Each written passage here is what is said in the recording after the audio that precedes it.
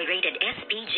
Striktong patnubay at gabay ng magulang ang kailangan. Maaaring may masiselang tema, lengguwahe, karahasan, sexual, horror o droga na hindi angkop sa mga... Good morning mga kachikas and welcome sa aking munting channel. Hindi nga mapigilan nitong si Yuhan ang kanyang sarili na hindi nga lingunin. Ito ngang si Ina kasama nga si Francis at dito nga ay talagang nakakaramdam talaga ng matinding selos nga itong si Yuhan habang nakikita niyang magkadikit at magkasama nga itong ating bidang si Ina at kasama niya nga si Francis.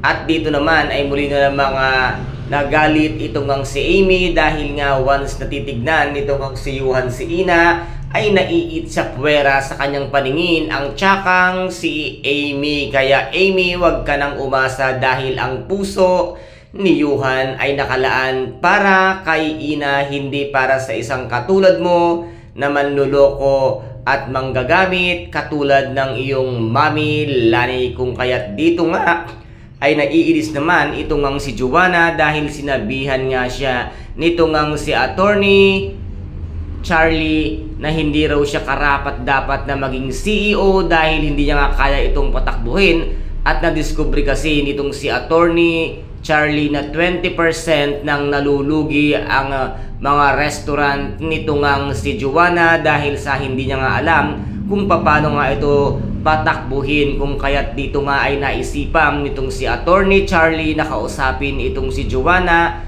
para nga ibenta ang kanyang shares at nang ito ay maglakwat siya na lamang at mag-travel kung saan niya gusto. Ngunit hindi nga nagustuhan ng nitong si Joanna ang suggestion nitong si Attorney Charlie, kung kaya't dito nga ay nasabi niya sa katulong na hindi siya papayag at hindi maaaring maibenta niya ang kanilang shares kahit pa nga ito ay magkalugi-lugi na. At ito namang katulong ay isa sa mga nagsusulsol dito nga kay Joanna na bakit daw biglang bumait itong si Yuhan dito nga kay Ina na para bang ginayuma nitong ngang si Ina si Yuhan, na ito naman ang biglang tumatak sa isipan nitong ngang bruhang si Joanna dahil alam niya naman talaga na walang-wala siyang ibabatbat or binatbat dito nga sa ating bidang si Ina. Kaya guys, ito po ang ating mga pakaaabangan